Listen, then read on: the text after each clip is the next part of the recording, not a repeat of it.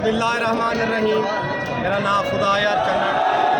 अज असा रोही दे अंदर रोही दा राजा चन्नड़ पीर सरकार, क्योंकि इन्हों लिखण दे विच तां अक्सर चन्नन लिखा जा रही है, क्योंकि बेसिकली चन्नड़ जो लफज आई एक सरेकी लफज आई पिया, क्योंकि राजा सुधीरन की औलाद है, चन्नड़ा की औलाद है। और जितने भी चन्नड़ कौम पाकिस्तान के अंदर हैं वो चन्नड़ पीर को अपना जद अमजद बुजुर्ग समझते हैं, आप इन्हों की औलाद समझते हैं, ये कोई शक नहीं है। अज भी तुसा जितने भी पुराने शायर की शायरी देख लो, ਉਹਦੇ उत्ते भी लफज चन्नड़ इस्तेमाल किया जाता है। जितनी भी पुरानिया किताबों का तुसा इस्तेमाल कर सो, ये पुराना जितनी तहरीर तुहानू मिल सन सैकड़ा साल तो ये दरबार शरीफ 700-800 साल पुरानी है, क्योंकि चन्नड़ पीर अब्दुल्ला अपना सरकार सैयद जलालुद्दीन सुरखपोश बुखारी उस शरीफ वाले रहमतुल्लाह अलैह दी दुआ दे नाल ये पैदा हुए, क्योंकि ये राजा ते महाराजा की औलाद है। इन्हां दे बुजुर्ग जिहड़े हैं राजा सुधीरन गैर मुस्लिम हैं, ये सुरखपोश बुखारी जलालुद्दीन की दुआ दे नाल फिर ये मुसलमान होए। उन्होंने माँ के पेट के विचों मादरेजात वली पैदा होए, और ये वली मुसलमान ही पैदा होए। माँ के पेट के विचों मादरेजात विलायत के उत्ते कायम पे। ये मेला तकरीबन साल के विच जिहड़े लगता है 7 जुमेरातां के उत्ते ये लगता है। 7 जुमेरातां मुसलसल ये मेला ये रोही के लोगों ते चुलिस्तान के लोगों का ये बहुत बड़ा इवेंट है। बल्कि हुण तां पाकिस्तान इंडिया के बार्डर की वजह तो काफ़ी ये मेला छोटा हो गया, सुकड़ गया है। नहीं तो ये इंडिया के जितने भी राजस्थान के लोग भी इत्थे ही होंदे हन, चुलिस्तान के लोग भी होते हैं। अज भी पूरे पाकिस्तान के अंदर अगर कोई कल्चर पेश कर रही है, कोई मेला सरेकी, तो चन्नड़ पीर मेला ही है पिया। क्योंकि ये तुसा अंदाज़ा लाओ, तुहानू देखते पे हो तो कि कोई हुण तां वाली तुहानू मोटरसाइकिल कारां गड्डियां वाले नज़र आते पैन। अज तो सिर्फ 10-15 साल पहले तुहानू इत्थे हज़ारां की तादाद के लोग गधा रेड़ी, खोता रेड़ी, खच्चर, ऊँट, बैल रेड़ी और ये काफला की शक्ल के अंदर लोग आते हैं। जिमें जिमें वक्त गुजरता गया, मशीनरी का दौर आया, अज भी ये कल्चर नू कायम रखते खड़े लोग वफद काफलों की सूरत एक संगत बना ते संघ की हालत आते हैं। सैकड़ों की तादाद उन्हें आते अपने अपने डेरे लाए, तमाम समान खावन पीवन का उन्होंने नाल ही होंदा है। खवातीन मर्द बच्चे बूढ़े बड़ी अकीदत नाल, हत्ता कि इस हद तक के लोग उठां दे बड़े बड़े डार लैते आते हैं। बैलों दियां जानवरों दियां बकरी भेड़ नू सजा ते लाया जाता है। साल तो बाद इनके उत्ते एक सलाम मन्ना जाता है, जेड़े आत इत्थे मन्नत भी देने, अपनी खुशियां भी देने।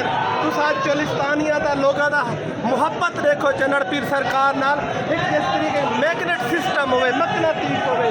कोई तो इस गुंबद के अंदर कोई चीज़ है कि दुनिया खिंच खिंच के आ रही है, इतने खिंच के आ रही है पूरे पाकिस्तान के अंदर। और ख़ास तौर के अंदर चुलिस्तानी पट्टी का तक कोई शख्स नहीं रहा घर के अंदर।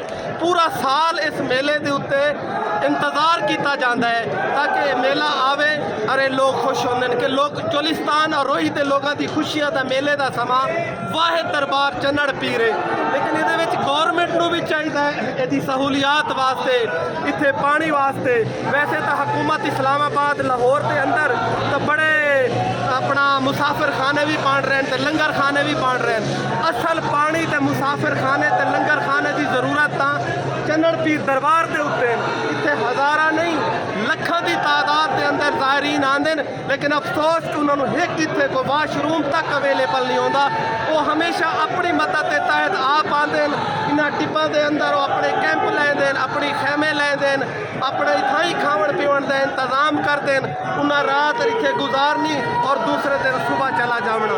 इस मेले की सब तो वड्डी खूबसूरती है कि ये तकरीबन असर के वेले ये भरी होना शुरू हो जाता है। इन्हों के चारों पंजों अतराफ इन्हों दी सड़कां कच्चियां होवन या पक्कियां। तुसा देखो लोग चौक दर चौक इस तरीके आ रहे होंगे जिस तरीके दरिया समंदर के अंदर पानी आते ढांदा है और सारा पानी समा जाता है। जिस टाइम तुसा बाहरों आओ तो लोगों की आमद वेखो, तुसा हैरान हो सो कि दुनिया जाते मौसी कितने इतनी लखों की तादाद है।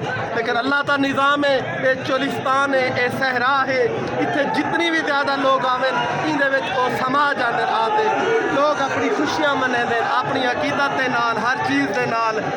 वजह के उत्ते असा भी हर साल हाजिर होने चन्नड़ कौम के लोग हर साल हाजिर होंगे तकरीबन उन्होंने अपने कैंप लगते हैं अपने खैमे लगते हैं कवाली होंगी है महफिल नात होंगी है होर भी जितने कल्चर के हवाले के नाल प्रोग्राम होंगे सारी रात होंदा है इस चीज़ के उत्ते अज ये कौम इस चीज़ के उत्ते अपना सरापा एहतजाज है जो आखिर कि लफज जड़ा ये साडा बाबा दादा है चन्नड़ लफ्ज़ है इनू बिगाड़ ते चन्नन इस कर दिता गया है क्योंकि चन्नड़ जिस वक्त सराखी लिखो नून के उत्ते तोए पा दी जाए तो चन्नड़ पढ़ा जाता है वक्त चलता गया लेकिन महकमा औकाफ तू एक तनिस्ता या गैर तनिस्ता एक गलती हुई कि लफज चन्नड़ नू चन्नन बना दिता गया ऐसा ऐसा वो लिखींदा आया लेकिन यदी सब तू वड्डी जेड़ी प्रूफ है इस इलाके इस वसेब इस धरती के लोग इन पे अज भी किसी बुजुर्गों तो जाते पूछ लो किसी बस्ती के विचों पूछ लो कि आया के दरबार चन्नड़ पी रहे या चन्नन पी रहे